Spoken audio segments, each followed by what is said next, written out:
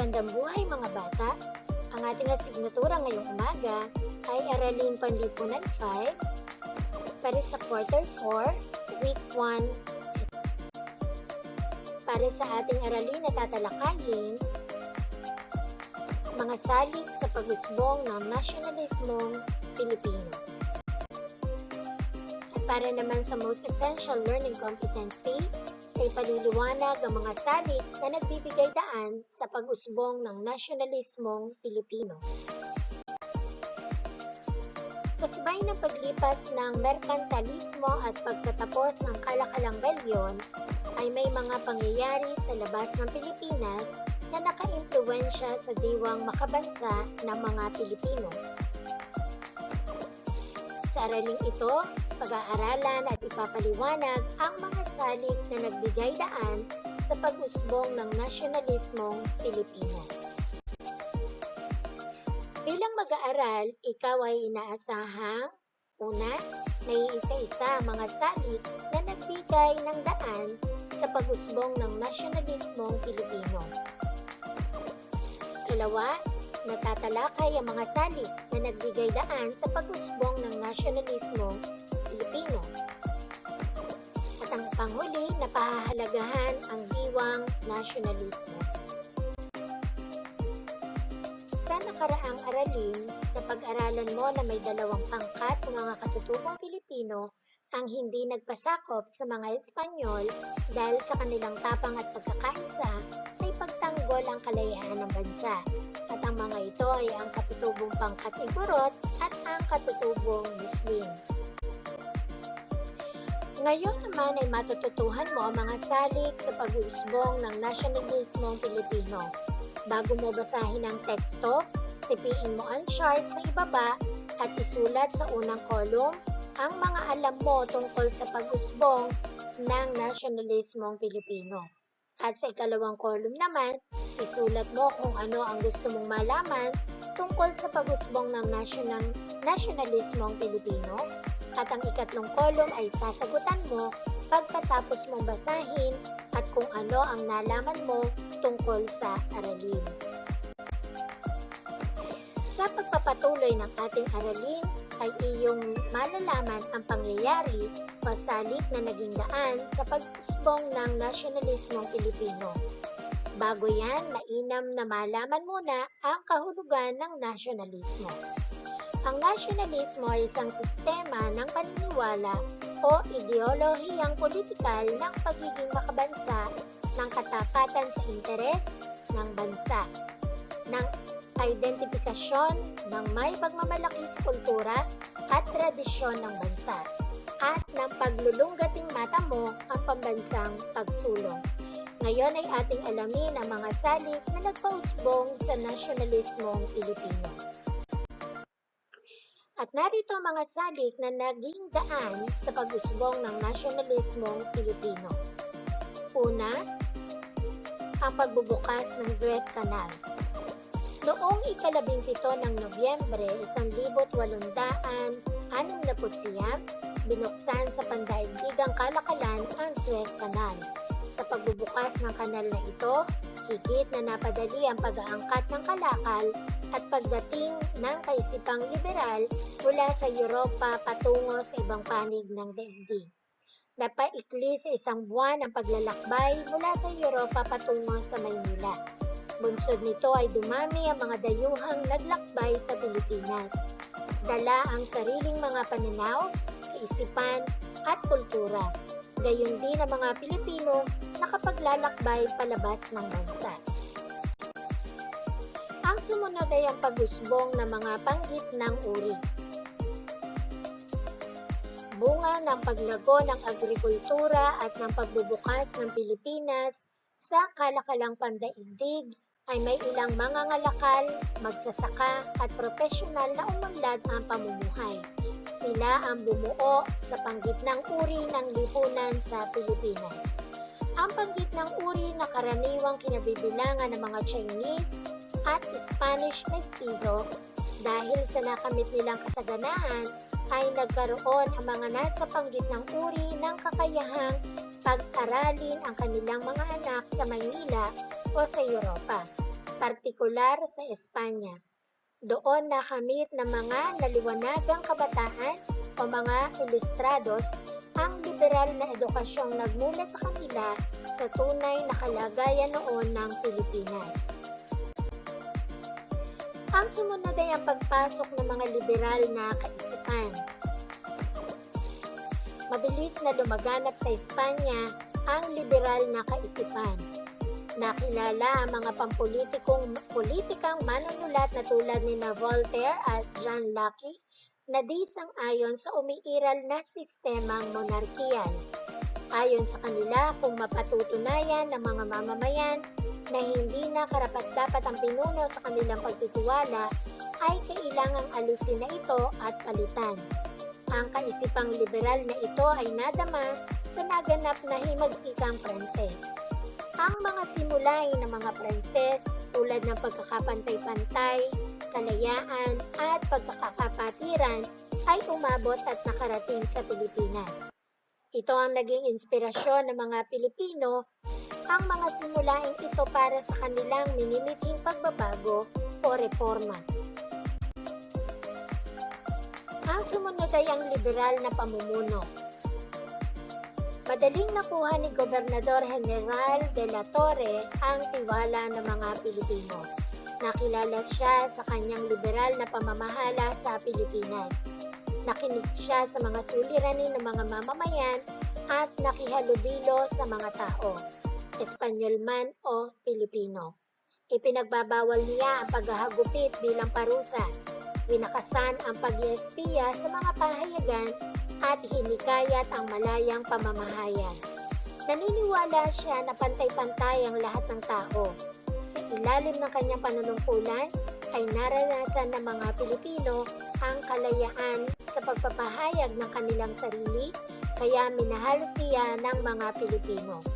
Subalit siya ay pinalitan ni Gobernador General Rafael de Izquierdo, ang isa sa pinakamalupit na namuno sa bansa sa panahong ito.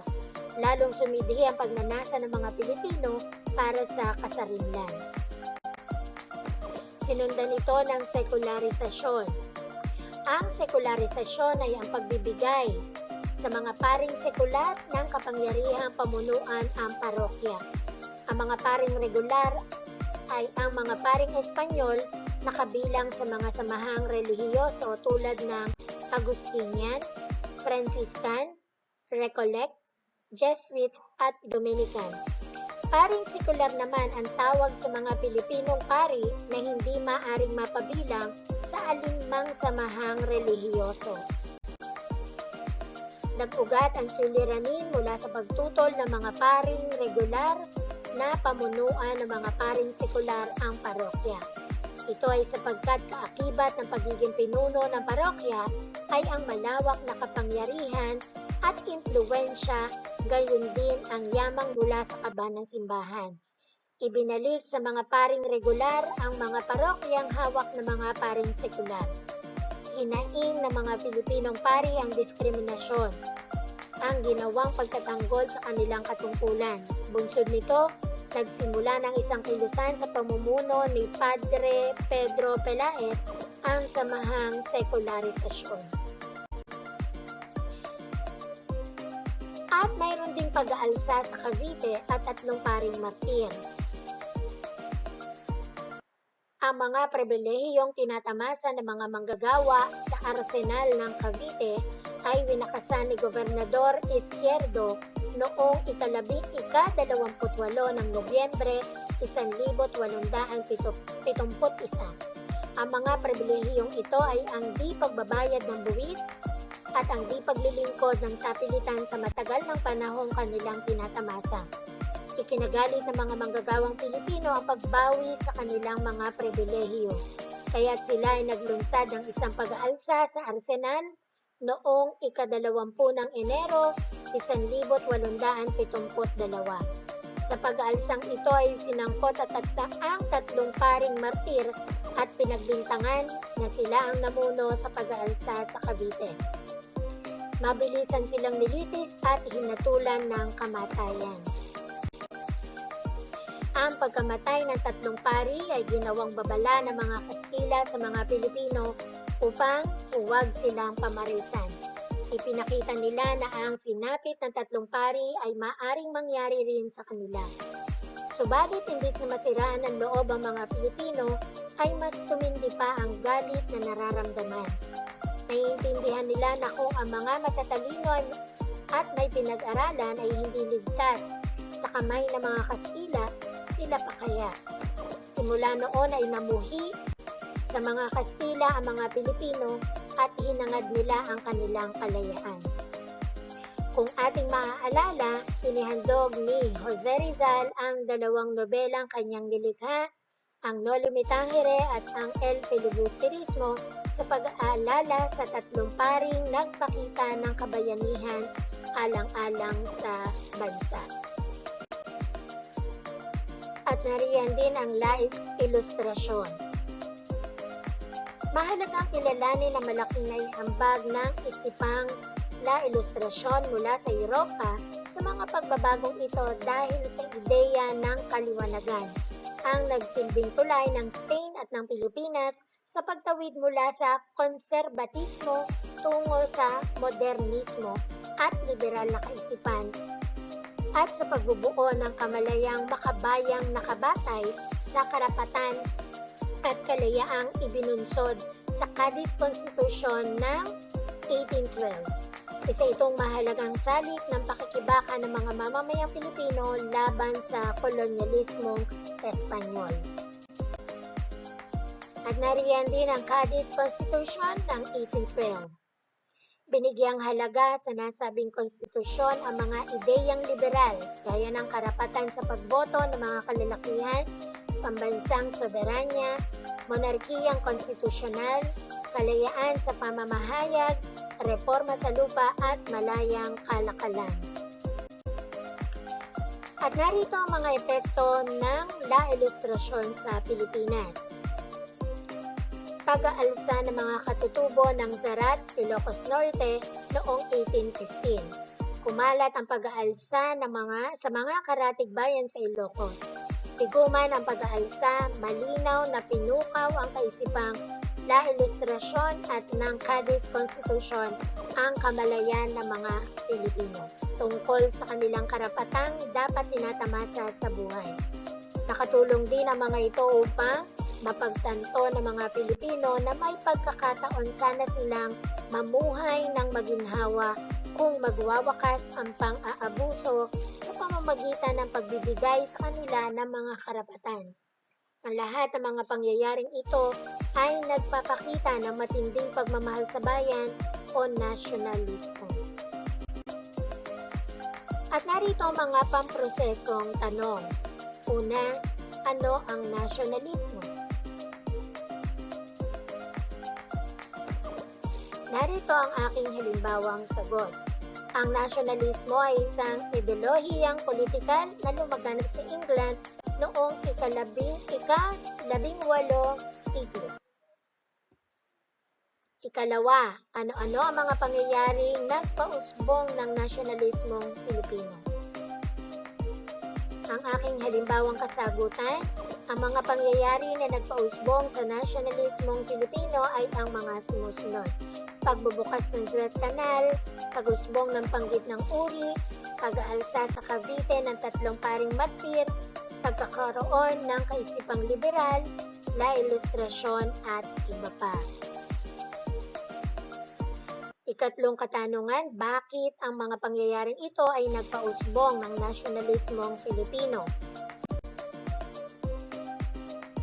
At narito ang aking halimbawang kasagutan. Dahil ang mga pangyayaring ito ay nagmulat sa kamalayan at kaisipan ng mga Pilipino, mapagtanto ng mga Pilipino na may pagkakataon sana silang mamuhay ng maginhawa kung magwawakas ang pang-aabuso sa pamamagitan ng pagbibigay sa kanila ng mga karapatan.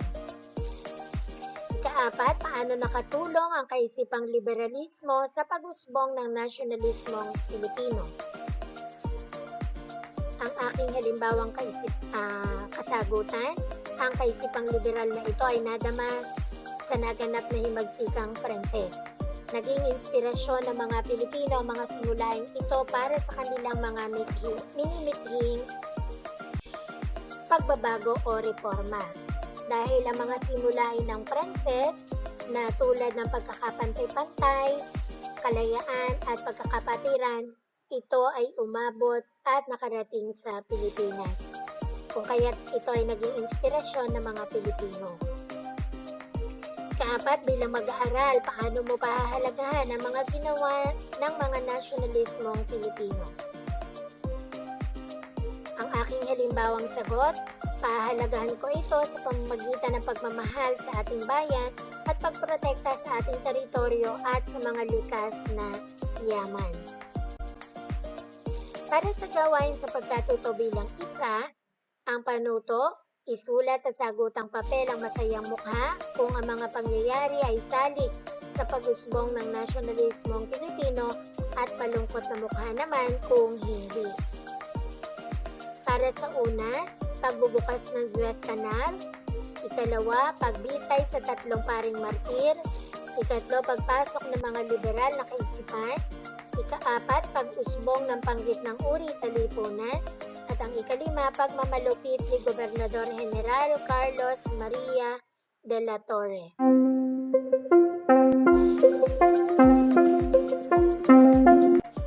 Ngayon ay ating iwasto ang gawain sa pagkatuto bilang isa.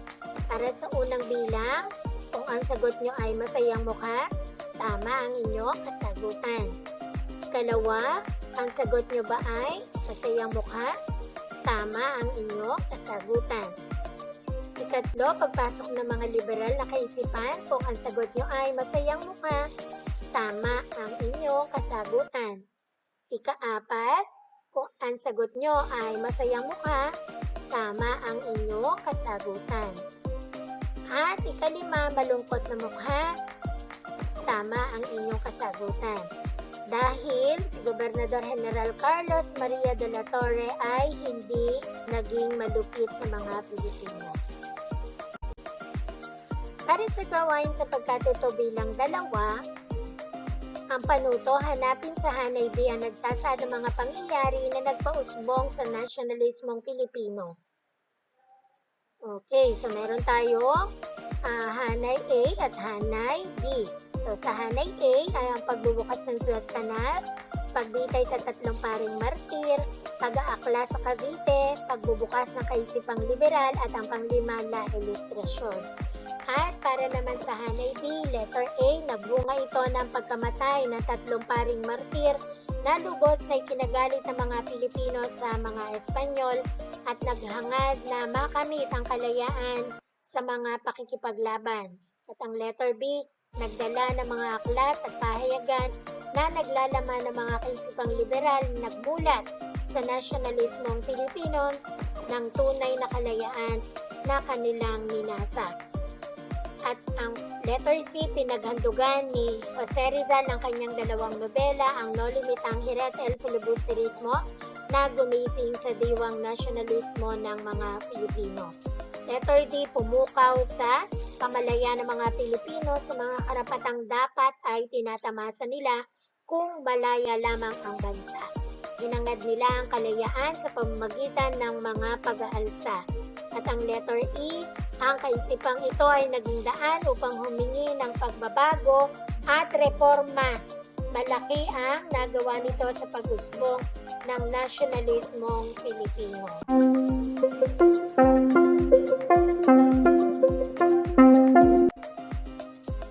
Ngayon ay ating iwasto ang gawain sa pagkatuto bilang 2. Para sa unang bilang, ang sagot nyo ba ay letter B, nagdala ng mga aklat at pahayagan na naglalaman ng mga kaisipang liberal? Tama ang inyong kasagutan. Ikalawa, ang sagot nyo ba ay letter C? Tama ang inyong kasagutan. Ikatlo, ang sagot nyo ba ay letter A? Tama ang inyong kasagutan. Ika-4, ang sagot nyo ba ay letter E? Tama ang inyong kasagutan. At ang ika-5, ang sagot nyo ba ay D? Tama ang inyong kasagutan. Para sa gawain sa pagkatuto bilang 3, ang panuto, sipiin at puna ng concept map. Ibigay ang inyong ideya sa mga salik na nagpausbong sa nasyonalismo Pilipino. At narito ang concept map, mga salik sa pag-usbong ng nasyonalismo Pilipino. Ang una ay ang pagpasok ng liberal na kaisipan, pagbubukas ng Suez Canal, pagkamatay ng 3 paring martir, pag-usbong ng panggitnang uri sa bansa.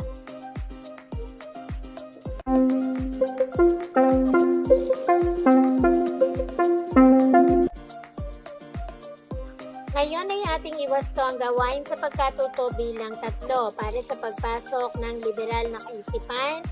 Ang kaisipang liberal na ito ay nadama sa naganap na himagsikang Pranses. Ang mga simulain ng mga Pranses na tulad ng pagkakapantay-pantay, kalayaan at pagkakapatiran ay umabot at nakarating sa Pilipinas. Kung kaya't naging inspirasyon ng mga Pilipino ang mga simulaing ito para sa kanilang mga minibitihing pagbabago o reforma. At para sa pagbubukas ng Suez Canal, sa pagbubukas ng kanal na ito ay higit na napadali ang pag-aangkat ng kalakal at pagdating ng kaisipang liberal mula sa Europa patungo sa ibang panig ng daigdig. At para naman sa pagkamatay ng 3 paring martir, ang pagkamatay ng 3 paring martir ang lalong nagpatindi ng galit sa nararamdaman ng mga Pilipino. At ito rin ang nagpatibay ng loob ng mga Pilipino na labanan ang mga Kastila. At para sa pag-usbong ng panggitnang uri, dahil sa nakamit nilang kasaganaan ay nagkaroon ang mga nasa panggitnang uri ng kakayahang pag-aralin ang kanilang mga anak sa Maynila o sa Europa, partikular sa Espanya. Para sa gawain sa pagkatuto bilang 4, isulat ang tama sa sagutang papel kung ang mga pangyayari ay nagpapaliwanag sa pag-usbong ng nasyonalismong Pilipino at mali kung hindi. Iwasto kung mali ang nakasaad sa pangyayari. Para sa unang bilang, si Gobernador General Carlos de la Torre ang pinakamalupit na nanungkulan sa Pilipinas kaya madami ang nagalit sa kanya at nag-alsa. Ikalawa, ang pagbubukas ng Suez Canal ay nakatulong sa pagpasok ng kaisipang liberal sa bansa na nagmulat sa maraming Pilipino sa mga kalupitan at pang-aabuso ng mga Espanyol sa kanilang karapatan na ninais nilang makamtan. Ikatlo, ang dinanas na diskriminasyon at pangapi ng mga paring sekular ay nagbunga ng pagtatatag ng simahang sekularisasyon upang ipaglaban ang kanilang mga karapatan at kalayaan. Ang ika-4, ang pagbitay sa 3 paring martir ay lalong nagpasidihin ng galit at pagnanasa ng mga Pilipino na makalaya laban sa mga Espanyol. At ang ika-5, maraming panggitnang uri ang nakapag-aral sa ibang bansa at nagkaroon ng kaisipang liberal. Bunga nito ay hinangad nila ang pagbabago at kasarinlan ng bansa.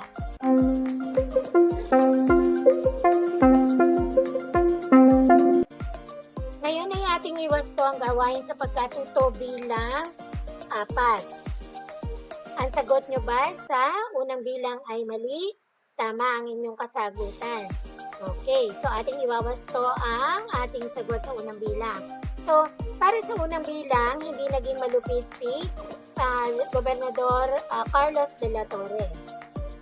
Dahil nakuha nito ang tiwala ng mga Pilipino. Nakilala siya sa kanyang liberal na pamamahala sa Pilipinas. Nakinig siya sa mga suliranin ng mga mamamayan at nakihalubilo sa mga tao. Kung kaya't nakuha niya ang loob ng mga Pilipino. Ikalawa, ang sagot niyo ba ay tama? Tama ang inyong kasagutan. Para sa ikatlo, ang sagot niyo ba ay tama? Mahusay.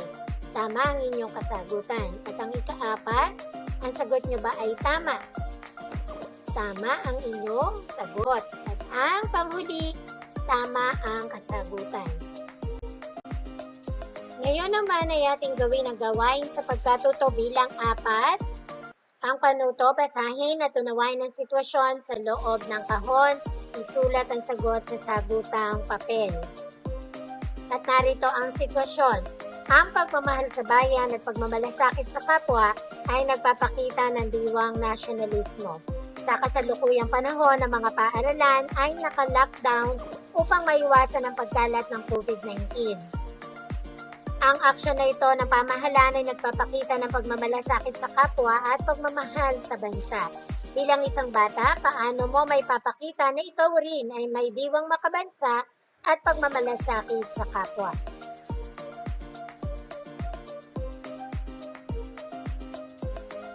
At narito ang aking halimbawang kasagutan.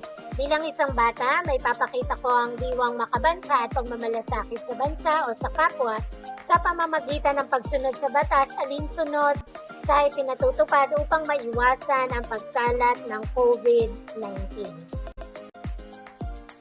Para sa gawain sa pagkatuto bilang 5, ang panuto pumili ng isa sa mga salik sa ibaba at sumulat ka ng maikling talata na nagpapaliwanag kung paano ito nakatulong sa pag-usbong ng nasyonalismong Pilipino.